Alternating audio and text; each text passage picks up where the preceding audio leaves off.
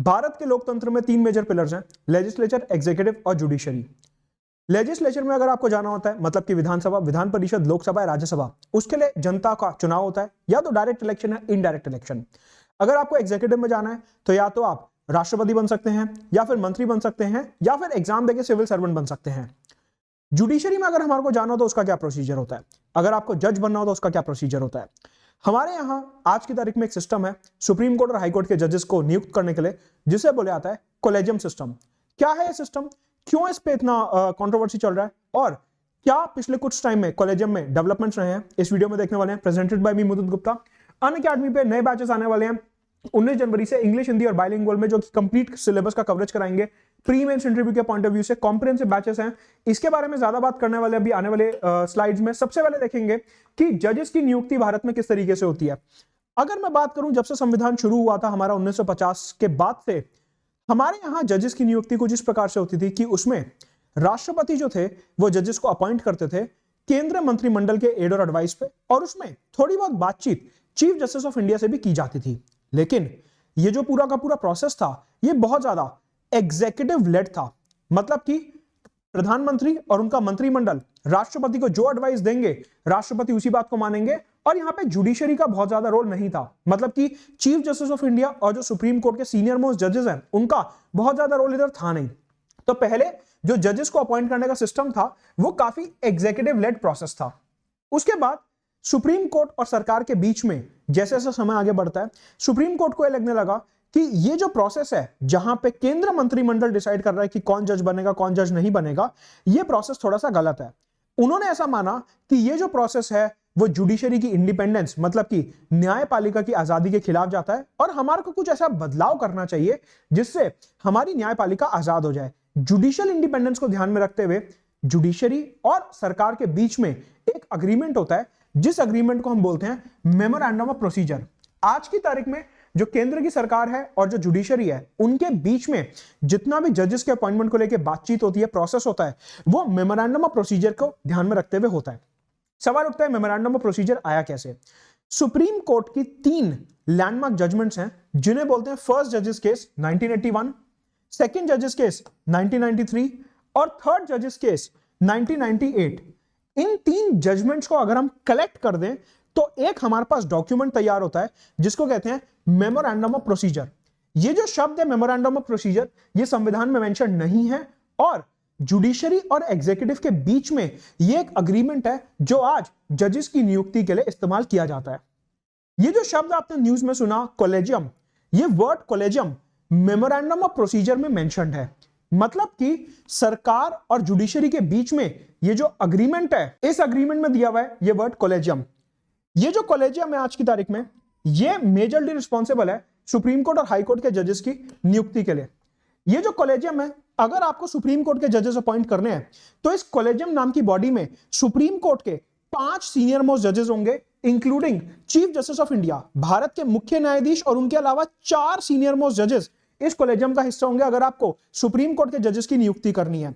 अगर आपको high Court के जजेस की नियुक्ति करनी है तो कोलेजियम में 3 जजेस होंगे, एक भारत के मुख्य न्यायाधीश और 2 दूसरे सीनियर मोस्ट सुप्रीम कोर्ट जजेस। तो सुप्रीम कोर्ट के जजेस की नियुक्ति के लिए जो कोलेजियम होता है उसका साइज बड़ा है, और हाई कोर्ट के जजेस की नियुक्ति के लिए जो कोलेजियम है उसका साइज छोटा है। सुप्रीम कोर्ट के जजेस की नियुक्ति आर्टिकल 124 के अंडर की जाती है, और हाई कोर्ट के जजेस की नियुक्ति आर्टिकल 217 के अंडर की जाती है भारतीय संविधान के। प्रोसेस कैसे चलता है कि सबसे पहले कोलेजियम में जो जजेस हैं वो आपस में मिलते हैं, उसके बाद जो उन्होंने नाम फाइनल करा उसे लॉ मिनिस्ट्री के पास भेजा जाता है, जो हमारी यूनियन लॉ मिनिस्ट्री है उसको नाम भेजा जाता है। यूनियन लॉ मिनिस्ट्री जांच पड़ताल करती है कि कोलेजियम ने जो नाम भेजा है क्या वो सही है, उनका कोई करप्शन का रिकॉर्ड, कोई खराब जजमेंट, कुछ ऐसा सीन तो नहीं है। अगर नहीं है तो फिर लॉ मिनिस्ट्री ये नाम प्रेसिडेंट को भेजती है, और प्रेसिडेंट सरकार के एड और एडवाइस पे आर्टिकल 124 के अंदर सुप्रीम कोर्ट के जजेस और आर्टिकल 217 के अंदर हाई कोर्ट के जजेस को अपॉइंट करते हैं।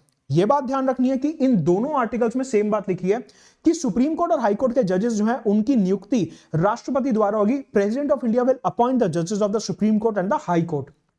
अगर लॉ मिनिस्ट्री कोलेजियम द्वारा दिए गए नाम से असहमत है, खुश नहीं है, तो law ministry memorandum of procedure के अंडर नाम को वापस भेज सकती है कॉलेजियम के पास कि आप इसको रिकंसिडर करिए। लॉ मिनिस्ट्री के पास ये पावर होती है मेमोरेंडम ऑफ प्रोसीजर के अंदर। लेकिन यहां पे एक कंट्रोवर्सी आजकल ये चल रही है कि लॉ मिनिस्ट्री जो है वो किसी भी नाम को कॉलेजियम के पास सिर्फ एक बार भेज सकती है, ऐसा मेमोरेंडम ऑफ प्रोसीजर बोलता है। लेकिन हमारे सामने अभी रिसेंटली कुछ ऐसे एग्जांपल्स आए जहां पे लॉ मिनिस्ट्री ने एक नाम को 2 से 3 बार कॉलेजियम के पास वापस भेजा और उन नामों को स्वीकार नहीं करा। मेमोरेंडम ऑफ प्रोसीजर ये बोलता है कि अगर आपने एक बार कोई नाम कॉलेजियम के पास वापस भेज दिया और कॉलेजियम ने सेम नाम आपको सेकंड टाइम वापस भेजा, एक बार आपने कॉलेजियम को नाम वापस भेज दिया लेकिन कॉलेजियम ने रिकंसिडर करके सेम नाम वापस अगर आपको भेजा तो आप बाउंड हैं उस नाम को एक्सेप्ट करने के लिए।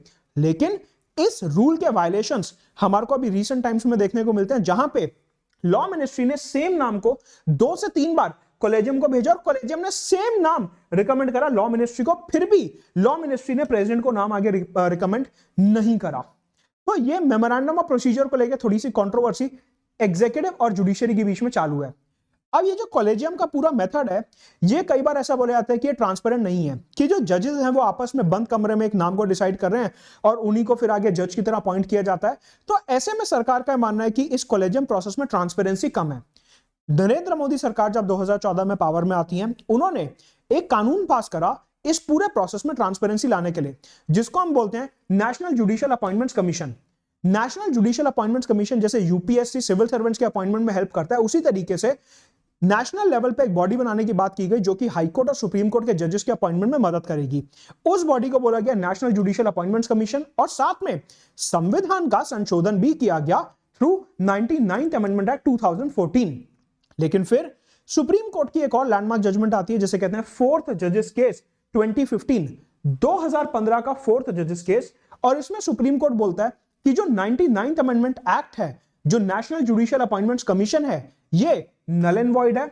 बेसिकली सुप्रीम कोर्ट ने यह तर्क दिया कि ये जो नेशनल जुडिशियल अपॉइंटमेंट्स कमीशन है ये जुडिशरी की इंडिपेंडेंस के खिलाफ जाता है, ये जुडिशरी की आजादी के खिलाफ जाता है। जुडिशरी आजाद है अपने जजेस को नियुक्त करने के लिए और उसमें नेशनल जुडिशियल अपॉइंटमेंट्स कमीशन का कोई रोल नहीं होना चाहिए। Basically national judicial appointments commission में जो मेंबर्स थे वो प्रधानमंत्री थे, लॉ मिनिस्टर थे, leader of opposition in Lok Sabha थे, मतलब कि लेजिस्लेचर और एग्जीक्यूटिव के कुछ मेंबर्स एनजेएसी में थे।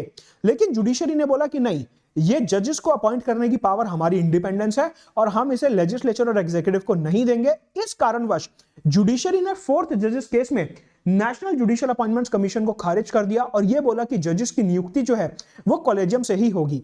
तो आज की तारीख में हमारे यहां जो जजेस की नियुक्ति होती है वो मेमोरेंडम ऑफ प्रोसीजर के अंडर जो कॉलेजियम सिस्टम मेंशन्ड है उसको ध्यान में रखते हुए की जाती है।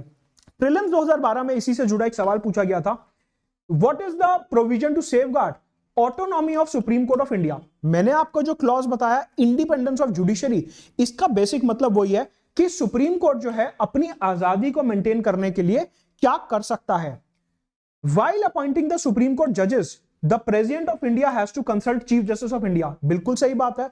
कॉलेजियम में मैंने आपको बताया चीफ जस्टिस ऑफ इंडिया उसके हेड होते हैं और कॉलेजियम के एड और एडवाइस पे ही लॉ मिनिस्ट्री को नाम जाता है और लॉ मिनिस्ट्री से प्रेसिडेंट के पास जाता है। तो पहला स्टेटमेंट बिल्कुल सही है कि प्रेसिडेंट जब भी जजेस की नियुक्ति करेंगे तो वो कॉलेजियम और चीफ जस्टिस ऑफ इंडिया के कहने पर ही करेंगे। पहला स्टेटमेंट सही है, मतलब कि ऑप्शन बी और ऑप्शन सी एलिमिनेट कर दीजिए क्योंकि पहला ऑप्शन जो है वो सही है। द सुप्रीम कोर्ट जजेस can be remove by the chief justice of India only, गलत।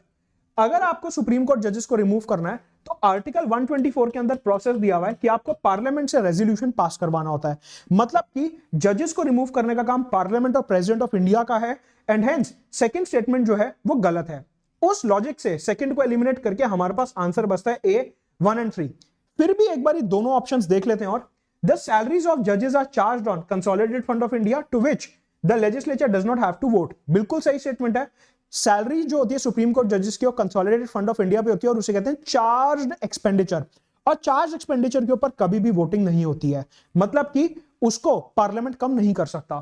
तो थर्ड स्टेटमेंट सही है। Fourth, the appointment of officers and staff of the Supreme Court is made by the government after the CJI's approval.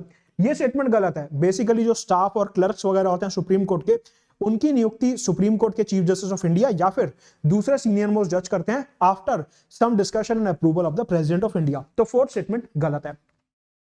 ये था collegium system. Unacademy पे 0% EMI पे subscription available है, जहां पे आप रेफरल कोड यूज करेंगे मुदत गुप्ता 10% डिस्काउंट के लिए। साथ के साथ अनअकैडमी की प्रीलिम्स की टेस्ट सीरीज अवेलेबल है 1999 पे, बेस्ट क्वालिटी क्वेश्चंस जिसमें सीसैट और जीएस दोनों की टेस्ट सीरीज कवर होगी, 55 से ज्यादा टेस्ट होंगे। एंड इंटरव्यू कैंडिडेट्स के लिए हमारा last mile interview guidance programme चालू है।